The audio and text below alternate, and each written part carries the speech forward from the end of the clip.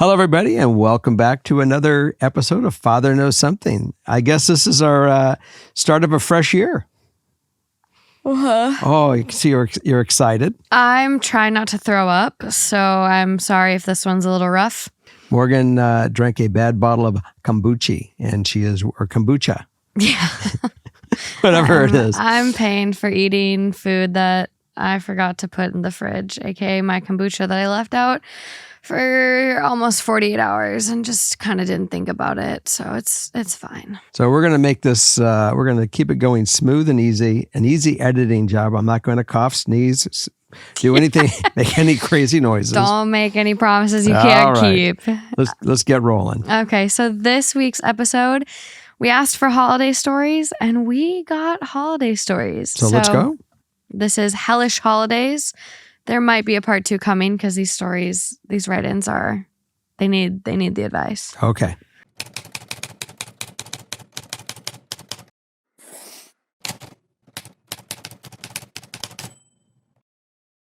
Okay, so up first.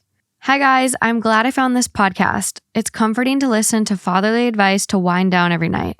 So here's the situation my family is in. My grandma moved into a condo of her own a few years ago after my grandpa passed away. She has some health issues that make things like cleaning and cooking difficult for her to keep up with. My cousin, we'll call her Jane, had volunteered to help her out for a while. One day she mentioned getting more of an inheritance for helping, and my grandma said that wasn't going to happen.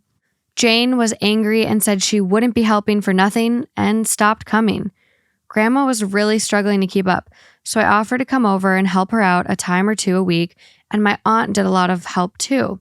Grandma was afraid at first because of what happened with Jane, but I think she was eventually more annoyed that I'd hide the money she gave me to pay me back in her house because she had always bought Jane lunches and groceries.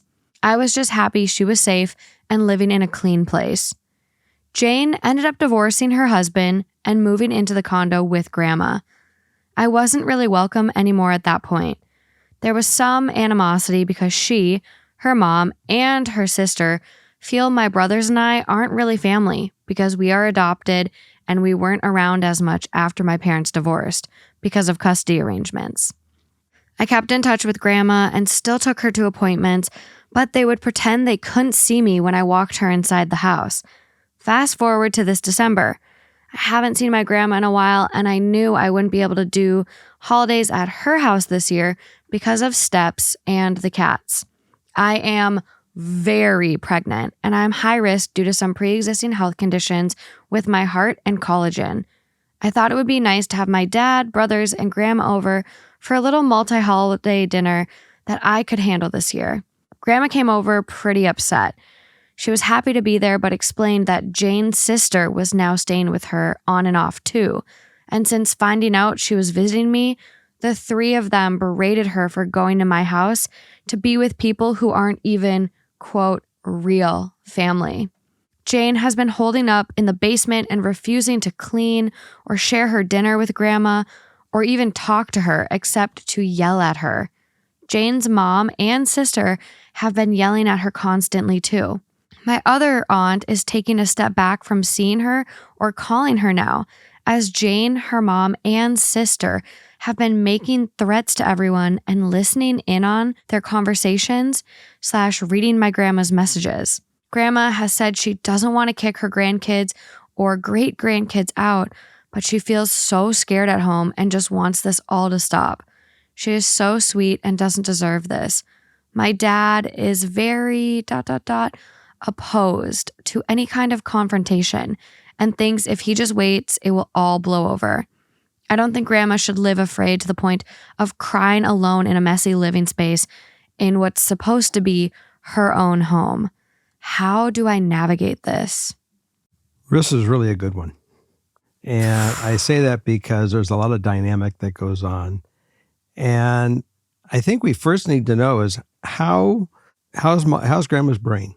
Does she say that Grandma's totally cognitive? She's got all her faculties. She's able to navigate if she wishes to? She has some health issues that make things like cooking and cleaning difficult for her to keep up with. That's physical. Talking about her mental. Potentially. Because she certainly said her grandma had the ability of making decisions and choices. Because she says that isn't going to happen when they said that the cousin wanted more money and in the will, and the grandmother said that's not going to happen. Yeah, but I mean, we have no idea. There is some additional info. Grandma says she thinks she's getting notices because she's not allowed to have long-term guests, but she's too afraid to look, so she's ignoring it. I'm worried she could lose her home. My brother and I were all adopted, under a month old, and my mom got primary custody. There's always been tension around us, but bluntly calling us not family is newer. I used to think it was more race-related than straight-up genetics. Well, I think that you can relate to this really well, Morgan.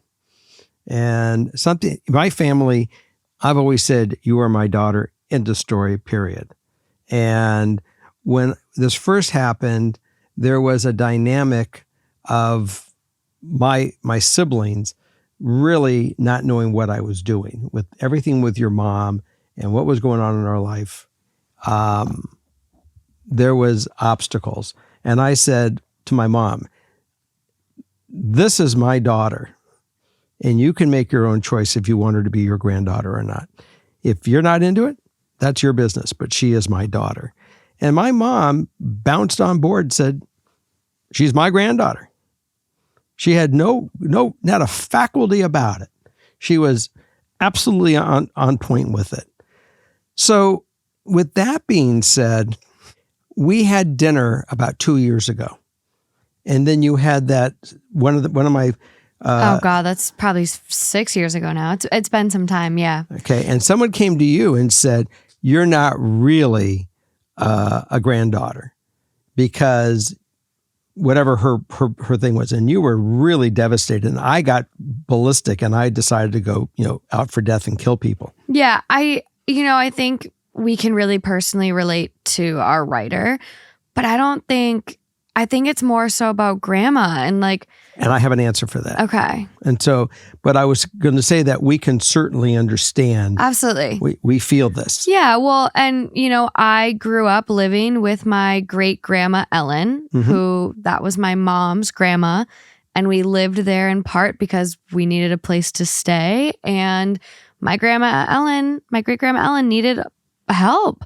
She was old. She had health issues. So I think we both can really relate to this one, and family dynamics came into play with all over the place because same thing, money, inheritance. I knew that with the aunts and the uncles and the inheritance issue, they were absolute assholes. They were counting their money before, and they actually made grandma's life miserable because we were discussing the day before she died or 2 days before she passed, and she passed away at home.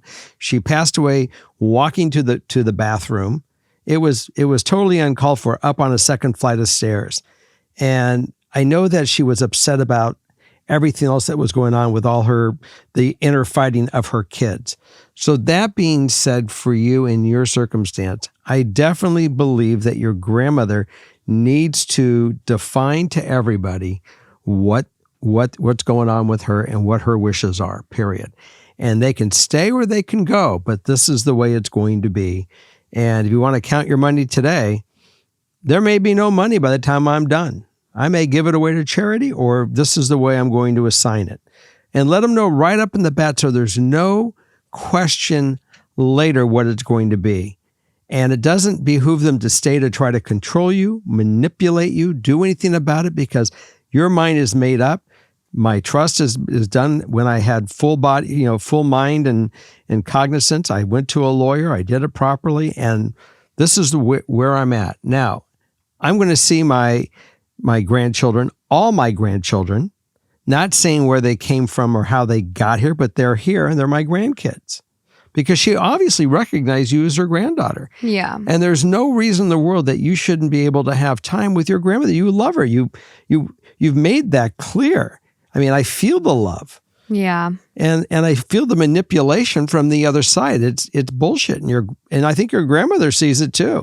Well, do you feel that this is, our writer who is the granddaughter, Do you feel it's her place to step in and get involved? Or do you think she should empower her dad? Or, the dad seems very head in the sand. Oh, it'll blow over. It's fine. This isn't something that's going to blow over. It's going to get worse. It's going to get worse. Once people sink their claws into someone and realize that they can get away with the control, the manipulation, and having that power, they're not going to just willingly relinquish it. So let's play this out. How do you foresee her going to her grandmother and to have a discussion with her grandmother with not somebody saying you're manipulating grandma? It's going to be very difficult. I think it's possible. I think our writer is kind of in a challenging position right now with being very pregnant and high risk. So I don't think this is something they can address right now, this instant. Unfortunately, it might take a couple of months. But I think you just take grandma. Do you have a word play that we can, a role play that we can do? I mean, I think you take her out to lunch and just say, Grandma, you are not in a happy, healthy living situation. And as much as you love Jane and her kids and all of your grandkids and great grandkids, and you don't want to see them suffer. The two of them are grown adults, Jane and her sister. They could easily get a place. And Grandma, if your housing is at risk because you can't have guests, you can't burn yourself to keep them warm. This isn't working anymore. It's not healthy for you. I'm here to help in any way I can, but you really got to set some boundaries with them and give them a timeline that they should move out in. You don't have to kick them out and leave them homeless, but it's time they move on and stand on their own feet. I'm digesting it because I'm trying to think at the same thing. I agree with you 90% of that. But there is still something that she's got to get to find out from her grandma. Grandma, what do you want? I think you have it in that same conversation. You just say, here's what I'm seeing. I think you start with that. Right? You are not in a healthy living situation. The minute Jane knew she wasn't getting more money, she left you. Right, but you are manipulating part of this conversation. I'm thinking more that she's got to first start by saying, Grandma, what do you want? I'm here to help you, whatever you want. What do you want? Yeah.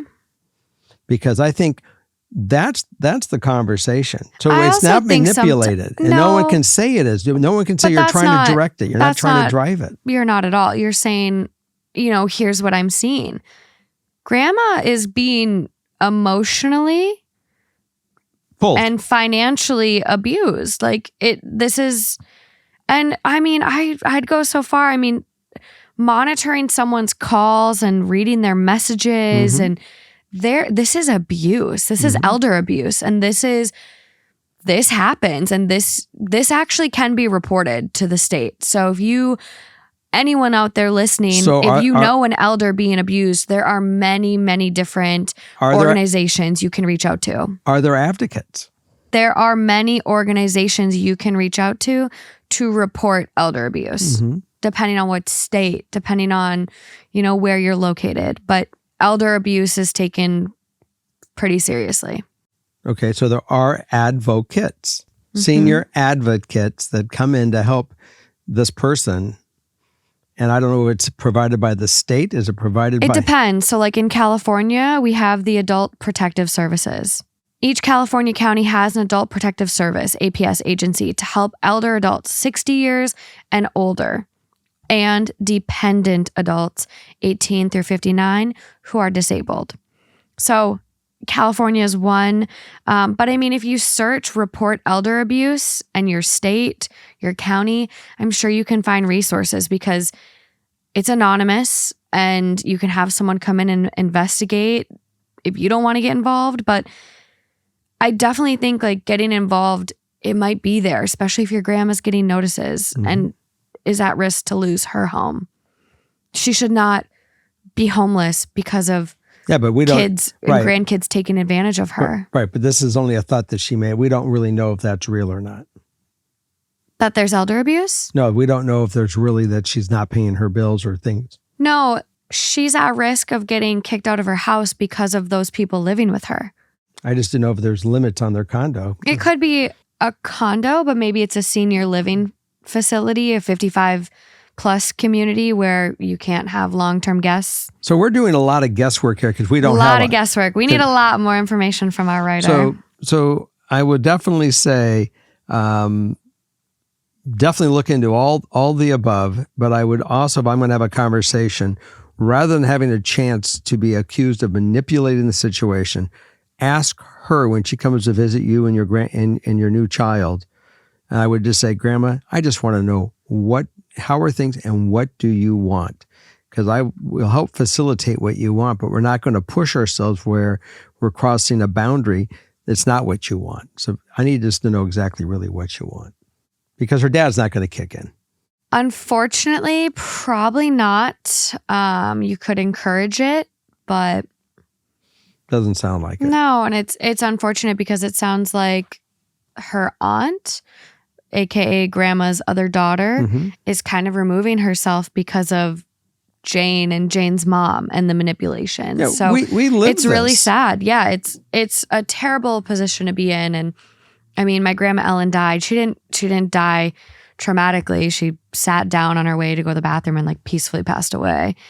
But you know, there was a lot of accusations that my mom killed her. My mom was responsible for her death. And it's like, what? No, like, get real. I just know that I was around those few days before, and I know Grandma was upset. She was stressed because of your uncles. Yeah, so it's a really difficult position to be in, and see what resources you have. If you want to write back in and provide more info or go on the YouTube and make a comment, I think a lot of people could chip in for advice on this one. And I definitely read those and respond to when I see something that's applicable, that I may have a comment to make after that. Mm-hmm. Okay, moving along. Go.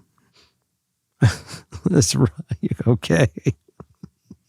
Hi, Jerry and crew. I love Two Hot Takes and found this podcast through you guys. I may have a not common problem for you to help me with. So I'm a trans guy. I've been out to my family since 2019. I have a great support system of friends and a few family members. They have all adapted relatively quickly and see me for who I am. I have/had a problem during the holidays, ... A lot of my family doesn't know my voice is different. For context, I'm 32 and I'm female to male. I know that's an outdated term, but it helps with understanding, I find. I live on my own and have a pretty normal life. During the holidays, however, I get so much anxiety. I often get dead named, aka get called by my birth name, and misgendered. This year was predictably the same. Although now no one dead named me, multiple extended family members misgendered me. I see them about once a year during Christmas, so I'm trying to not let it get to me, but it really threw off everything. I could tell my mom was uncomfortable, but she didn't speak up. I didn't either because no one, including my mom, knows that I sound like a man now too. My older siblings are the exception as they are also queer. I want to be myself and correct others, but I feel like it's a sticky situation with my family, especially extended family. I have an uncle that is blind, and I haven't said hi to him the past few Christmases/birthdays/holidays because I don't think he'll accept me, and it sucks. Other info, I'm planning on showing my mom my voice in tiny pieces. She had a hard time with my top surgery, and I don't want to overwhelm her. I have a habit of hiding things from my mom as she is supportive, but has an unknown limit. It was really hard for her with my name change and pronouns. I want to be sensitive as she's seen me as a completely different person for some 30 years of my life. Ideal? To go to the holidays, not worrying about who will be there or not engaging because I don't know who I will offend by being there. What should I do? Walk as who you are. You haven't changed as far as who you are inside, the real you. Your physicality has changed. Your, how you identify you has changed, but it doesn't really change who you are inside. No, still the same soul. So as far as I'm concerned, be strong and be you. And if they can't deal with it, it's their problem. You don't have to conform to them. I think you just conform to where your comfort is in your comfort zone, who you are. And the more that you find confidence in your decision and who you are, and you show that you are comfortable in your skin, they're going to chill out. It can't get any worse. It will only get better when you show your own comfort zone is what I'm feeling. Now, again, I don't have a lot of personal experience with people I know that have gone through the change. I know that my sister's gay. She came out, 30 years ago. And I think that, some of us were shocked, didn't know exactly probably how to, respond or how to deal with some of it. I would, some people were, I would say, use negative humor, but at the end of the day, she was confident who she was and her lover and now wife. And 30 years later, look, we all just no negativity at all. Yeah, I think a lot of times too, people are scared to ask questions. And I completely agree. Go and be you. You have nothing to hide. You're the same person they've known and loved. You are just more of a true, authentic version of yourself. You finally are identifying how you feel inside. Like your soul is the same. You are the same person, just happier, healthier, everything along those lines. You brought up something very, very realistic right off the bat. You said some people are really uncomfortable. They don't know how to ask the question. Yeah. So I think I would just say, if anyone has any questions, exactly, get it out on the table. Get them comfortable with it. Go on and go forward. And maybe that might open it up to be in a normal relationship and get the elephant out of the room, as they say. I just think we live in a very interesting time where I think cancel culture has kind of seeped into our lives in more realistic ways. That's just beyond social media and all, like a broad cultural sense. Mm-hmm. I often think it leaves us afraid to even ask those we're close with questions because we don't want to offend them. We don't want to look bad. We don't know how to ask something appropriately or politely sometimes. And obviously, some people are going to ask a question and it's totally inappropriate and it's going to make you feel like shit. There's those people out there, but hopefully your family that loves you and respects you is going to just come with an open mind and curiosity. And I think that your idea of really get them down and sit them down and say, "Are you have any questions? Is there anything that can make us all feel comfortable with who I am now?" And let them have their shot, and that's it. Yeah, and I think even with your voice, hiding your true voice, do you know how hard that is to fake a voice for a whole family gathering? You should not have to do that. Just be you. Right. Have a one-on-one with your mom and just be like, "Hey, so I just want to share my voice with you. I've tried to hide it to make everyone comfortable, but I want to reveal my voice to you." And same thing with the next family gathering. Be like, "Hey everyone, can we all sit down?" And it probably is going to be uncomfortable. You're going to be the center of attention, which I personally don't like that, but maybe you do. And just say because of hormone therapy or because of X, because of this, that this is my voice. I want to share, more of who I am with you guys. And I also believe, and if you have any questions, have at it. I also believe you should talk to Uncle, if his name is, whatever your uncle is, I'm going to call him Uncle Frank. Sit down with Uncle Frank and say, "Uncle Frank, I really want to have a conversation with you. I miss you, and I want to share this with you, and I hope that you'll understand who I am and will still love me."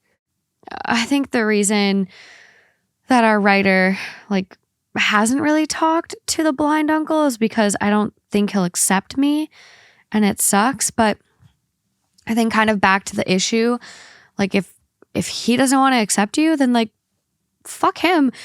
I have really come to terms with something in my life. I kind of had this light bulb moment.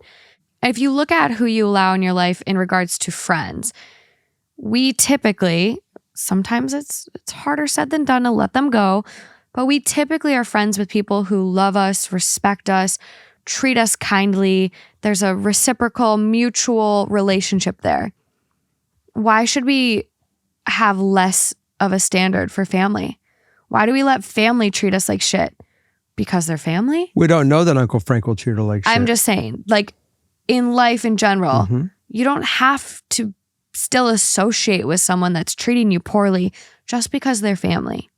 So if Uncle Frank doesn't accept you, then fuck Uncle Frank. What does he have to lose by going to Uncle Frank and having the conversation as I just laid out before? There's nothing to lose by going to Uncle Frank, because if Uncle Frank's not going to talk to him, he's not going to talk to him. But if Uncle Frank is going to accept him as he is, he's going to open that door right then and there. So it's a no lose. Yeah, I guess you're already not talking to there's your a uncle, there's a no lose situation here. Yeah. It's all win. You're going to know for sure, or he's going to absolutely pleasantly surprise you. Well, and honestly, even if he does suck, you can still ignore him at the family functions, because I saw my uncle for the first time in 4 years this holiday season. And it's the first time I've seen him since a big family fight, big blowout, terrible shit was said. And honestly, I saw him, but I didn't really interact with him. I don't think I said one word. I actually didn't say one word. So if it does go south, you can still keep on ignoring him. And you might be pleasantly surprised. You might be. Keep us posted. Alrighty. We got another one. Yeah. Hi, Jerry, Justin, and Morgan. Longtime listener, first time write-in. I, 24 female, and my husband, 23 male, have been married 4 years and share a beautiful 1-year-old daughter together. I am a stay-at-home mom by my husband's request, and he is in the military. A few months ago, I realized he had a gambling problem. This only came to light when I told him I needed to go grocery shopping, and he told me we couldn't because we had no money. I wasn't mad. I actually felt bad for him because I could see the guilt and shame written all over his face. We sat down and made a budget, and he swore he would never do it again. He even gave me full access to his account so I could see all of his transactions. This is when I realized the extent of the problem. $8,000 in credit card debt and over $70,000 in charges. I was livid because we have been living paycheck to paycheck and having my mother send us $600 a month for groceries. We are stationed in Hawaii, so the cost of living is insane. So there's your background information. Fast forward to now. We come home for the holidays, which just so happens to also include our anniversary and our daughter's birthday. We went out with some friends, and when the bill came, my husband looked at me and said he couldn't pay it. I was confused because he had just gotten paid a week ago and knew he should still have at least $1,000 in his account, especially because we still had to buy our daughter Christmas and birthday gifts. I quickly pulled up his account right then and there and was stunned to see he had gambled it all away through gambling apps on his phone. I was pissed, and he said, quote, "We'll talk about it later." On the drive home, all I could think about was, quote, "How could he be so selfish to gamble away his daughter's birthday gifts?" Luckily, she's only 1 and won't remember this, but it's the principle of it. It's the next day and we still haven't talked. I refused to initiate the conversation because he also mentioned last night to his friends that when him and I fight, I always give in. Well, I'm not this time. Ideal outcome, my husband to stop being an idiot and spending all of our shekels. Additional info, he gets out of the military in May and is set on not re-enlisting. But I honestly don't see how this is possible with our current financial situation. At least while he is in, we as a family have housing and insurance, which is needed because I'm a type 1 diabetic and insulin is expensive, none of which we will be able to afford once he gets out. First thing I would do in this conversation that, that you're going to have with him is you're the one that holds the access to the account. because obviously at this point in time, until he gets help, obviously with gambling, because it's simply a disease at this point. And he may think that it's a business deal that he's going to try to make money and he's going to have extra money for the holidays, but It's clearly not working for him. He's not a good gambler. So it's not a business. This is a disease. So the only way that you guys can really hang together is you're going to have to lay down the reality that you're going to control the credit card. You're controlling the checkbook. He is off axis for right now until we're caught up and we're showing a place, because we're partners. And if we are on a ship and he is throwing away the paddles, you're going to man the paddle because you're a team. You're a partnership. He can't.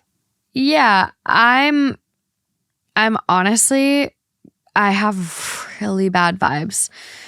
And I don't know if it's just because like maybe he's 23, young and immature, but I feel like there's like a little bit of financial abuse going on here.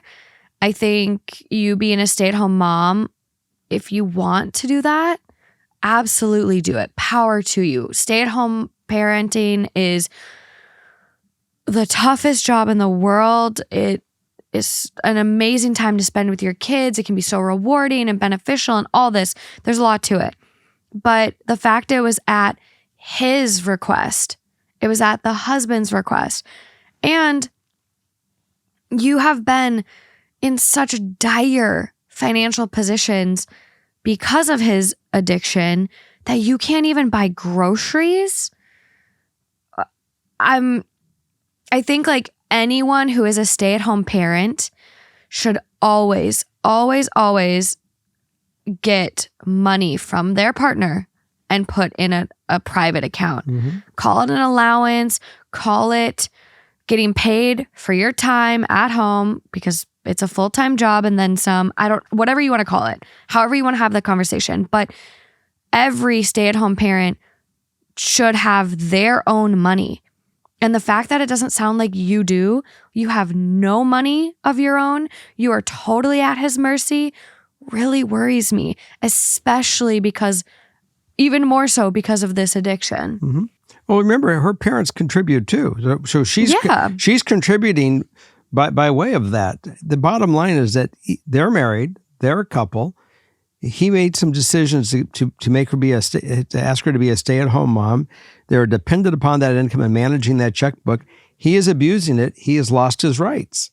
It's going to be really difficult to put into words what I'm thinking. I think the military is such a sacrifice, and it's people that commit and can give up their life in that way. I commend you guys. I would not ever be able to do it. I think that loss of freedom, that autonomy over yourself, your body, what you can and can't do with your life, I can't even wrap my mind around it. So that sacrifice, I commend anyone that is a service member. And so I look at their issues, and healthcare and housing are immensely important. It's everything. It's life. It's your sustenance, your safety, your everything. But I also don't think like him re-enlisting, like it shouldn't be like, hey babe, like you need to re-enlist so we have these things. It might need to be a conversation of like, hey honey, I love you. You have a problem. I need to get a job at this point. We need to find affordable childcare. You need to find a job that is going to meet our needs as well after you're done. And you need to get help for gambling. Like this is a do not pass go. Like you are going and pursuing some sort of treatment. We are at the point now that they can discuss. Look, there are people that go in to become career service people working in the service. Our admirals and our generals are career service people. There's a lot of people that do it. I can't say that this is good or bad. It's a discussion that they have to have as a couple at that point when they get there. If it's next week, next month, or next year, they'll have that conversation. But the immediate conversation they have to have is that he has to agree, if he wants to stay married, really, if he wants to stay married, mm-hmm. Then he's got to relinquish all rights to get access to that money until he is healthy, period. And he may fight this tooth and nail, but he has to realize that you guys are equal in this. And to go out for dinner, I mean, you certainly get, groceries and you get great values at the BXs. But when you go out into the real world for a dinner, they're expensive. And if he's going to gamble the money away, he's not going to have any ability of going out with his friends to go have these dinners. And you're stuck too. That is why that you have as much of a right to say, honey, for right now, until we realize, look, you promised me you would never do it again. You did it again. So with that being said, first time is shame on you. Second time is now it's shame on me for allowing you to do it so it doesn't happen again. And we're pulling it. This, for right now, access denied. So you can't get yourself in trouble by way of now getting me in trouble. It's both of us. Well, and our daughter. Their child. And our daughter. Yeah. So I hope I don't have an argument with you about this. And that's the conversation that I would have. That's an adult conversation. Yeah. And there is a lot of support for active military and veterans. Lots of no-cost treatment is available for those with a gambling problem and or their family members. One site I'm seeing is militaryGambleSafe.org. And they kind of say it here. Military culture and gambling seem to go hand in hand. There's a lot of articles that pop up where when I search, does military offer gambling support? And there's a lot of studies that basically say military service members are vulnerable to problem gambling, largely due to the many readily accessible gambling opportunities at hand. And gambling addiction is linked to active duty military personnel. Wow. That's not something I even realized. And so it's a conversation though. It is. And I mean, you guys are so young. You should be using this time with housing and healthcare that's free to set yourself up for success, to have a nest egg for the future. And it's unfortunate that this, was kind of squandered by him. And we don't know how much of that $70,000 in credit card debt is gambling. We have no idea. No idea. But it probably is a big number. It's really sad. It's really sad and unfortunate. And he needs help. He really, really needs help. I think obviously individual therapy for him, and I would pursue couples therapy. I also think someone who says to his friends, this sounds in front of you, if when we always fight, I always give in. Like she always gives in. So don't worry about it, guys. Don't worry about it. Someone who says that does not respect you. He said that out loud to his friends with you in earshot. He doesn't give a fuck about your feelings. There's no respect there. She needs to have the conversation. It's time.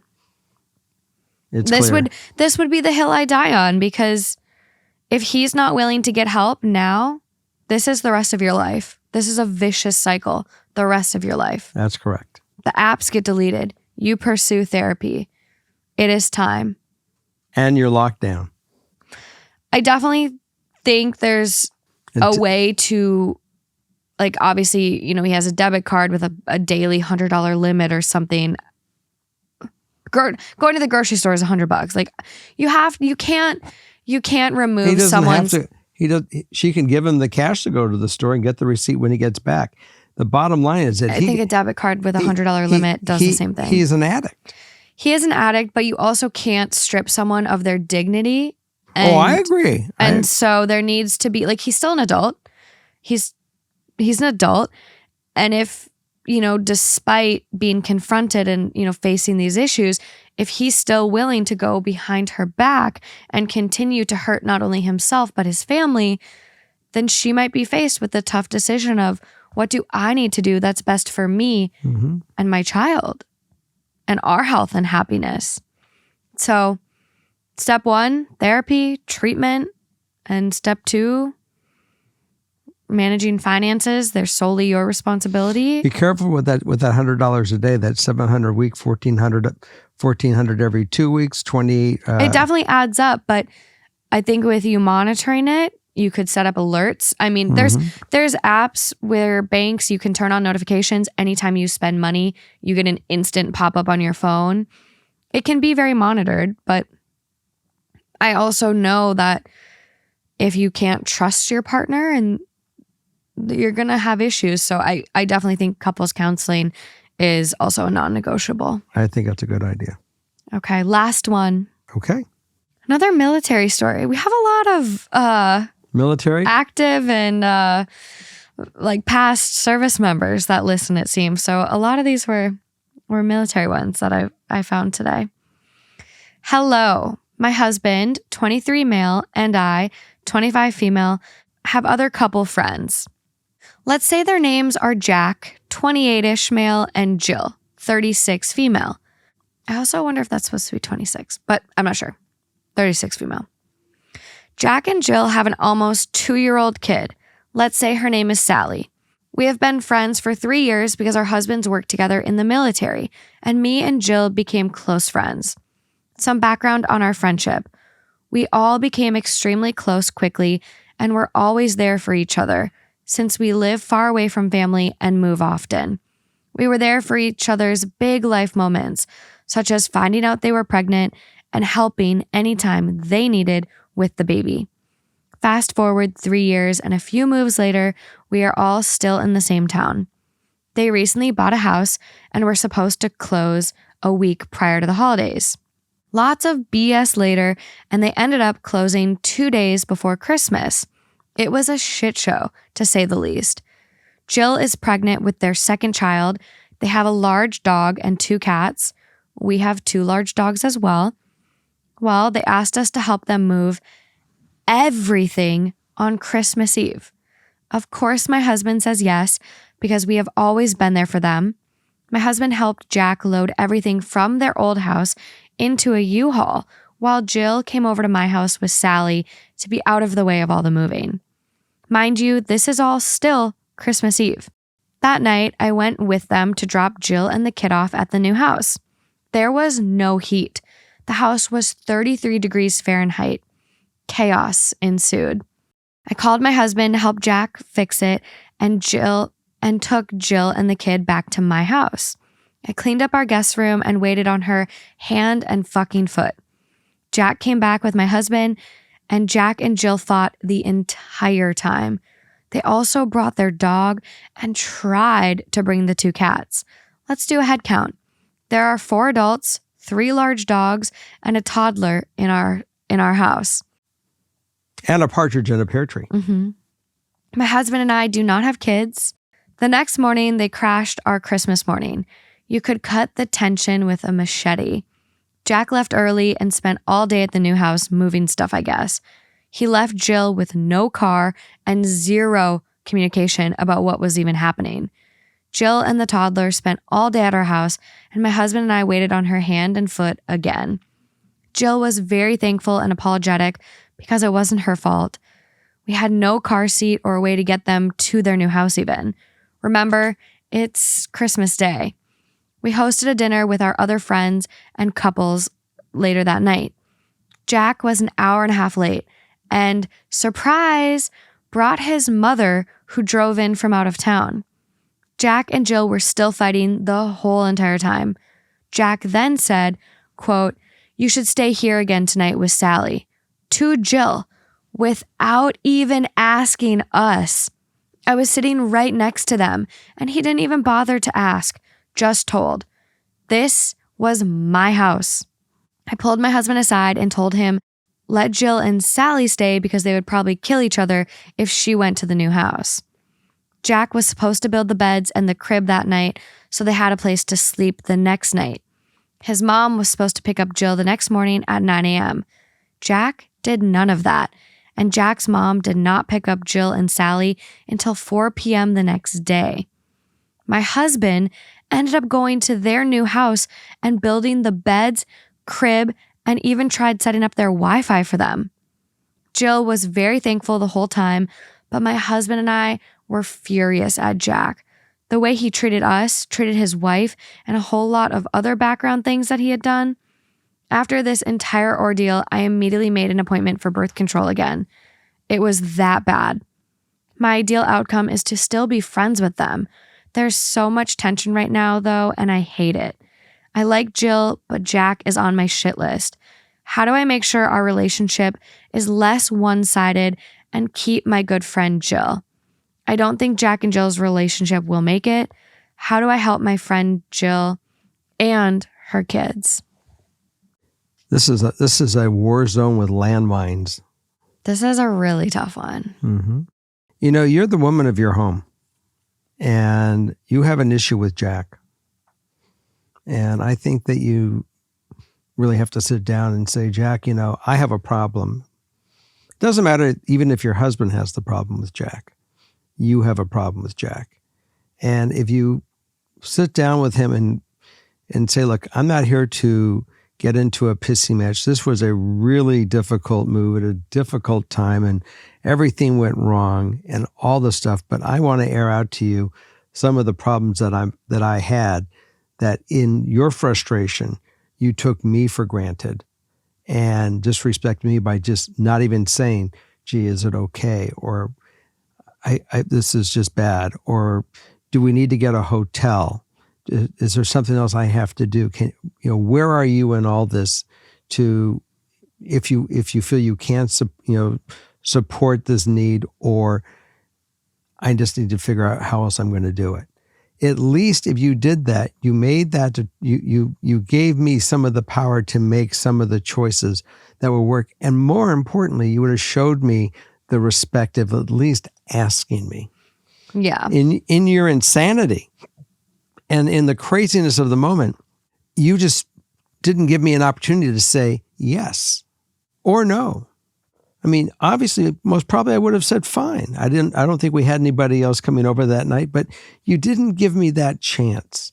Yeah, I mean, it was a holiday celebration. They easily could have had planned for family visiting and staying with them. Who knows? Never assume. It makes an ass out of you. You know, I'm sorry that your planning didn't go the way you wanted it to go, and you didn't have contingencies in place.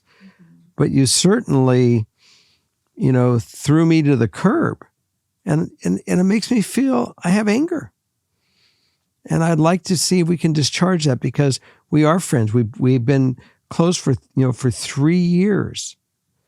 But I just, if I don't say this to you, then it's just going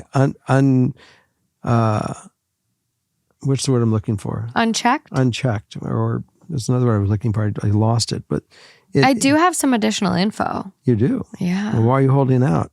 Trigger warning, though, for this additional info. It does mention miscarriage. Normally, we travel back to our hometown for Christmas, but we couldn't this year because I did not have the time off due to having a traumatic miscarriage, and used all of my PTO on that. The relationship between my husband and I, and Jack and Jill, has always felt one-sided. I feel like if something like this happened to us, they wouldn't even bother to help us.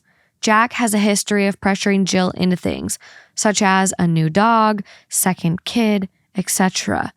He spends money like none other. He's not always responsible. Jill is in therapy for depression and postpartum and is on meds. Jack refuses therapy. Jack's a problem. Jack does sound like a problem. But she certainly has to have a dialogue with Jack. I think it doesn't necessarily need to be her. I think it should be them as a couple.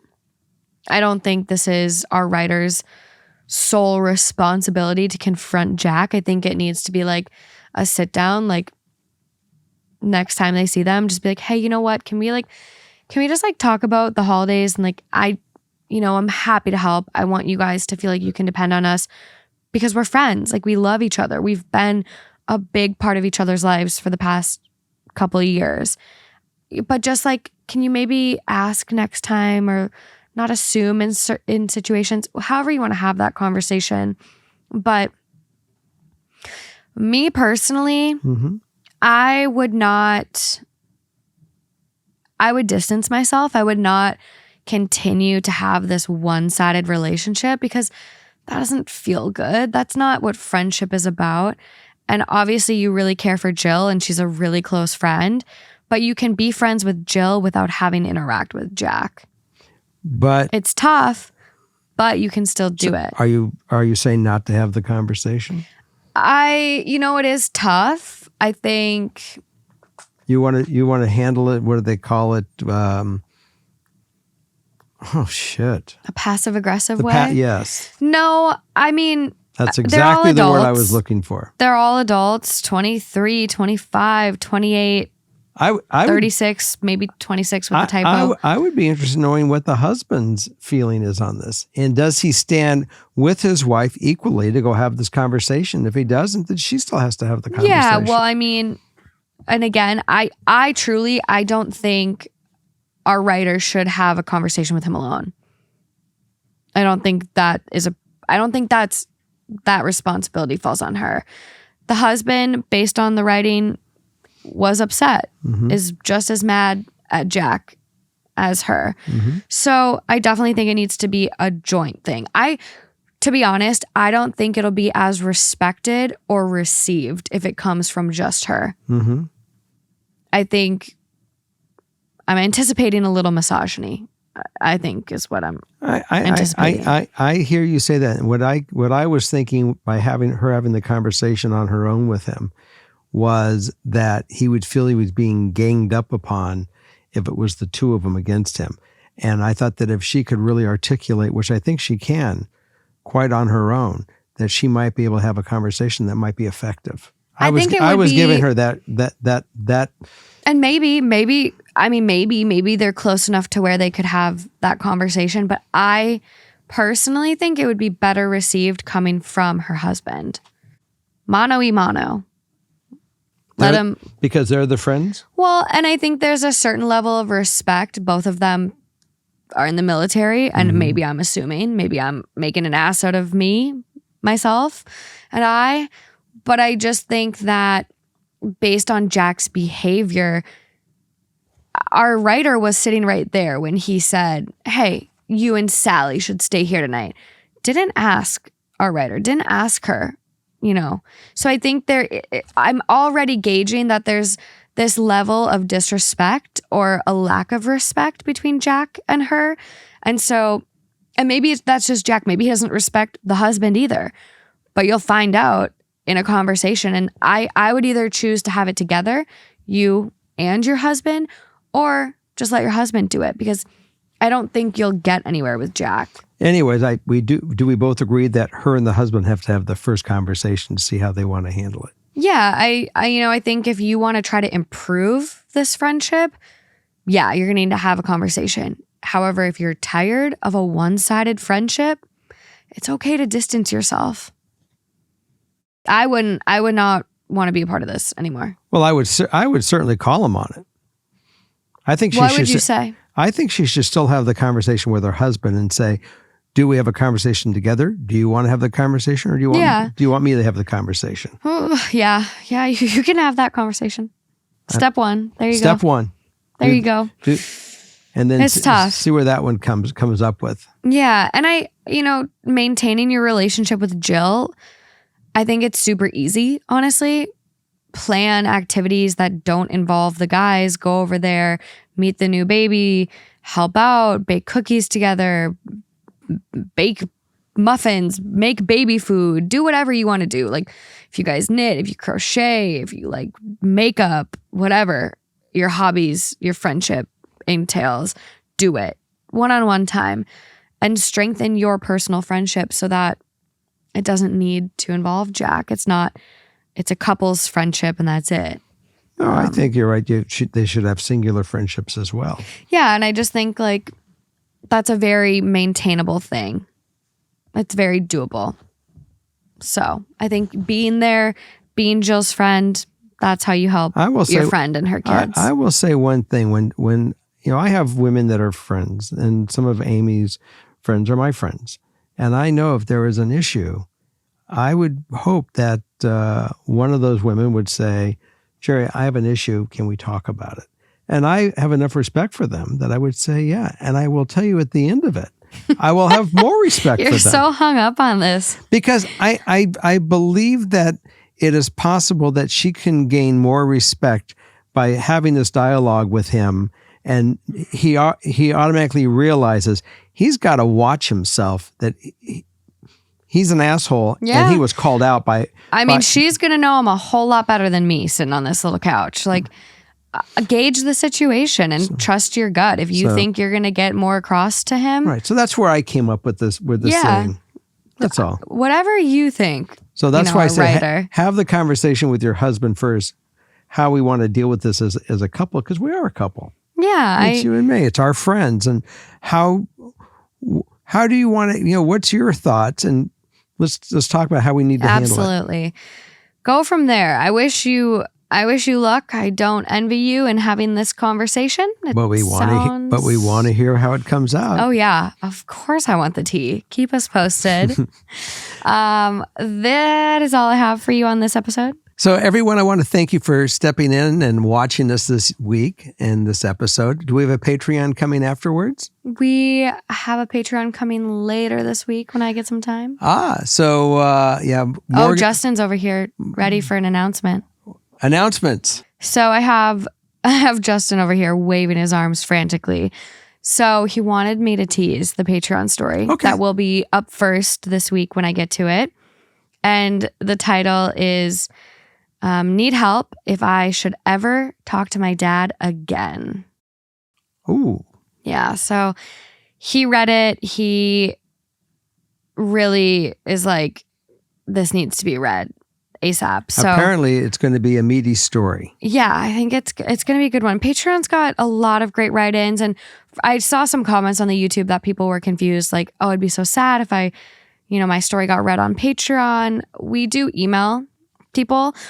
We fall a little behind sometimes, but we really do try to be prompt with the emails and send the writers the link for the YouTube so they can watch it. But that's what happens on our Patreon.